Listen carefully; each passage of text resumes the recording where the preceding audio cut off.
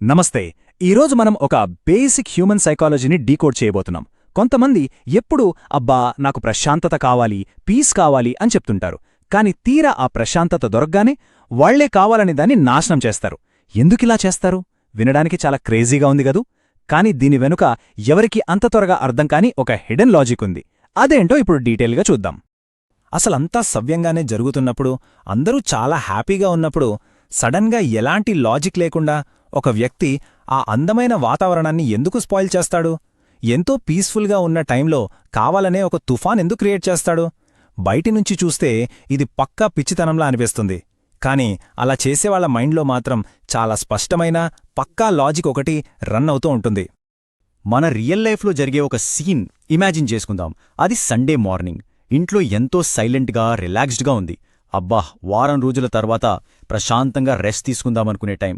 సడన్గా ఎక్కడో పెట్టిన ఒక చిన్న వస్తువు గురించో, లేదా రిప్లై ఇవ్వని ఒక మెసేజ్ గురించో, అసలు ఏమాత్రం ఇంపార్టెన్స్ లేని ఒక చిన్న విషయం మీద పెద్ద గొడవ స్టార్ట్ అవుతుంది.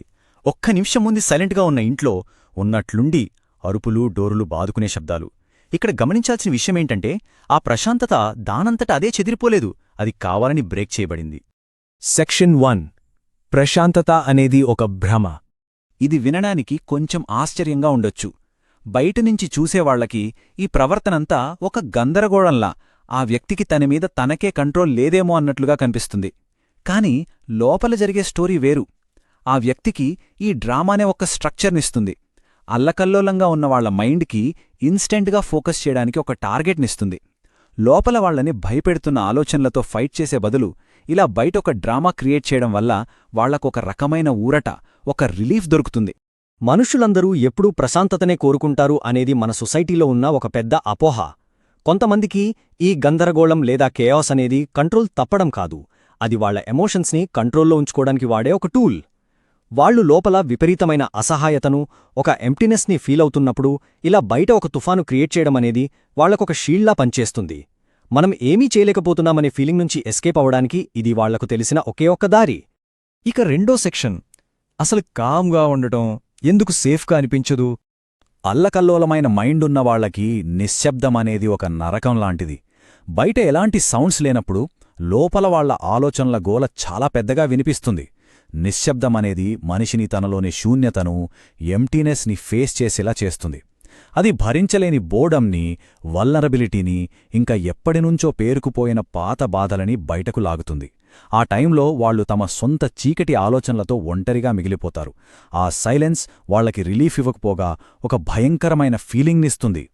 ఈ ప్యాటర్న్ మనకు రొమాంటిక్ రిలేషన్షిప్స్లో చాలా క్లియర్గా కనిపిస్తుంది. ఒక బంధం ఎంతో స్టేబుల్గా, సేఫ్గా, ఎలాంటి గొడవలు లేకుండా హ్యాపీగా సాగుతోందని అనుకుందాం. ఎగ్జాక్ట్గా ఆ టైంలోనే పార్ట్నర్స్లో ఒకరు సడన్గా ఎప్పుడో 3 ఏళ్ల క్రితం జరిగిన గొడవను తవ్వితీస్తారు, లేదా అసలు లేని ప్రాబ్లంని ఇమాజిన్ చేసుకుని గొడవకు దిగుతారు. ఎందుకంటే ఆ కొత్త సేఫ్టీ వాళ్లకు అలవాటు లేనిది. అది ఎక్కడ తమ లోపాలను బయటపెడుతుందో అన్న భయంతో వాళ్లకు బాగా పరిచయమున్న ఆ పాత గొడవల జోన్లోకి వెళ్ళిపోతారు.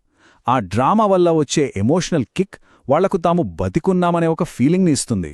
మూడో సెక్షన్, ఎమోషనల్ కంట్రోల్ కోసం ఈ గందరగోళాన్ని ఎలా వాడతారు? ఇక్కడ జరిగే ఆ ఎమోషనల్ మ్యాథమెటిక్స్ భలే ఇంట్రెస్టింగ్గా ఉంటుంది. లోపల ఉన్న వల్నరబిలిటీని కవర్ చేయడానికి బయట ఒక ఆర్టిఫిషియల్ సబ్స్టిట్యూట్ని క్రియేట్ చేస్తారు. అంటే లోపలేదో తెలియని శూన్యత ఫీలైనప్పుడు వెంటనే ఒక అర్జెన్సీని, ఒక క్రైసిస్ని సృష్టిస్తారు.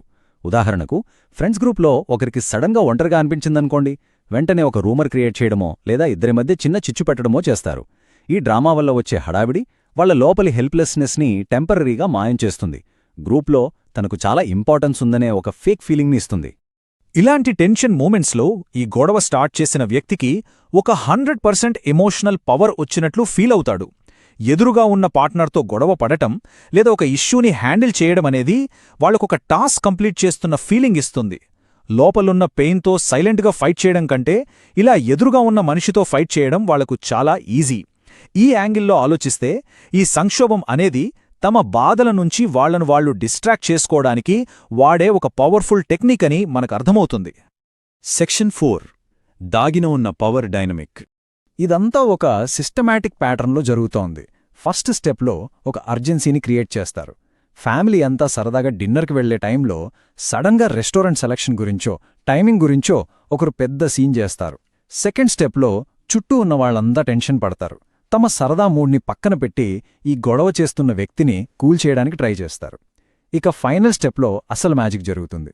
గొడవ స్టార్ట్ చేసిన పర్సన్ ఇప్పుడు సెంటర్ ఆఫ్ అట్రాక్షన్ అవుతాడు. చుట్టూ ఉన్న వాళ్ళంతా కన్ఫ్యూషన్లో ఉంటే ఈ వ్యక్తి మాత్రం అంతా తన కంట్రోల్లోనే ఉంది, తనే చాలా పవర్ఫుల్గా ఉన్నాను అని ఫీల్ అవుతాడు. ఇది కేవలం ఒక్క రిలేషన్షిప్కే పరిమితం కాదు. లవ్, ఫ్యామిలీ, ఫ్రెండ్షిప్స్ అన్నింట్లోనూ ఈ ప్యాటర్న్ కనిపిస్తుంది. రొమాన్స్లో అయితే పదే పదే బ్రేకప్ చెప్పడం, మళ్లీ ప్యాచప్ అవ్వడం. ఫ్యామిలీస్ విషయానికొస్తే ప్రతి ఫెస్టివల్ లేదా ఫంక్షన్ టైంలో కరెక్ట్గా ఒక చిన్న విషయాన్ని పట్టుకొని గొడవ చేసే బంధువులు. ఇక ఫ్రెండ్స్ మధ్యలో ఊరికే అలిగి గ్రూప్లని విడగొట్టేవాళ్ళు. వీటన్నిట్లో కామన్గా కనిపించే క్లూ ఒకటే: బంధం ఎప్పుడైతే స్టేబుల్గా, సేఫ్గా మారుతోందో సరిగ్గా అప్పుడే దాన్ని బ్రేక్ చేయడం. ఫైనల్ సెక్షన్ 5, ఈ సిచ్యువేషన్ని చూడాల్సిన అసలైన కోణం. మరి ఇలాంటి ఇమోషనల్ డ్రామా ఎదురైనప్పుడు మనం ఏం చేయాలి? ఉపరితలం మీద కనిపించే ఆ చిన్న చిన్న రీజన్స్కి రియాక్ట్ అవ్వకపోవడమే ఇక్కడ సీక్రెట్. అసలు ప్రాబ్లం ఆ కడగని ప్లేట్స్ కాదు, ఆ లేట్ రిప్లై కాదు. మనం ఆలోచించాల్సిందేంటంటే, ఈ గందరగోళం క్రియేట్ చేయడం ద్వారా వీళ్లు ఏ భయాన్ని కవర్ చేసుకుంటున్నారు, ప్రశాంతంగా ఉంటే ఏ నిజాన్ని ఫేస్ చేయాల్సొస్తుందని వాళ్ళంతలా వణికిపోతున్నారు అని. ఈ ఒక్క ప్రశ్న వేసుకుంటే చాలు, ఆ డ్రామా కేవలం ఒక స్మోక్ స్క్రీన్ అని మనకు క్లియర్గా అర్థమైపోతుంది. అస్సలైన ఎమోషనల్ రెగ్యులేషన్ అంటే ఏంటో మనం తెలుసుకోవాలి. ప్రశాంతత అంటే కేవలం సైలెంట్గా ఉండడమో, గొడవలు లేకపోవడమో కాదు. మనలో లైఫ్ ఉందనుకోవడానికి ఎలాంటి డ్రామా, గొడవ అవసరం లేకుండా మన ఆలోచనలతో మనం ఒంటరిగా కూల్గా ఉండగలిగే కెపాసిటీనే నిజమైన ప్రశాంతత. ఆర్టిఫిషియల్గా క్రియేట్ చేసుకున్న క్రైసిస్ ఇచ్చే ఆ ఆడ్రినలిన్ రష్ మీద డిపెండ్ అవ్వకుండా ఆ సైలెన్స్లోనే సేఫ్టీని వెతుక్కోవడం. నిజంగా చెప్పాలంటే ఇలా ఉండడానికి చాలా చాలా గట్స్ కావాలి. ఫైనల్గా ఈ ఎక్స్ప్లెయినర్ ద్వారా మనం తెలుసుకోవాల్సిన అతి ముఖ్యమైన పాయింట్ ఇది: మనకు ఏమాత్రం లాజిక్ లేకుండా విసుగు తెప్పించేలా కనిపించే ఈ కేయాస్ ఆ పర్సన్కి మాత్రం ఒక స్ట్రాంగ్ షీల్డ్ లాంటిది. లైఫ్ లాంగ్ కేవలం తుఫాన్లో బతకడం మాత్రమే తెలిసిన వాళ్లకి ప్రశాంతత అనేది చాలా భయంకరంగా అనిపిస్తుంది. పీస్ కంటే కూడా వాళ్ళు ఈ గందరగోళాన్నే ఎక్కువ నమ్ముతారు, ఎందుకంటే అది వాళ్లకు బాగా అలవాటైన ప్రపంచం. సో నెక్స్ట్ టైం ఎవరైనా ఇలాంటి అకారణమైన డ్రామా క్రియేట్ చేసినప్పుడు వాళ్ల మీద కోపం తెచ్చుకునే బదులు ఆ డ్రామా వెనుక ఉన్న వాళ్ల భయాన్ని అర్థం చేసుకోవడానికి ట్రై చేద్దాం. అదే నిజమైన ప్రశాంతత వైపు మనం వేసే బెస్ట్ స్టెప్.